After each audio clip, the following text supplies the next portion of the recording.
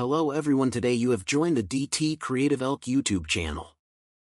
How to change or use your account name in Windows 11. If you found this guide helpful, please consider subscribing and liking the video.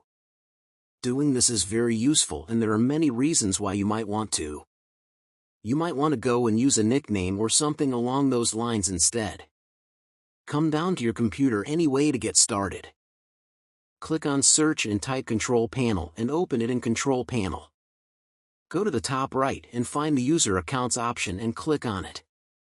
Then go to the top of the list and click on User Account. Once you are taken to this page titled Make Changes to Your User Account, all you have to do is scroll down until you see the Change Your Account Name option, click there, and all you can do is type your new name. I'm going to make this so you can click the Change Name in the bottom right and you've changed it. I hope you can understand. Thanks for watching this video. Don't forget to like and subscribe to my channel.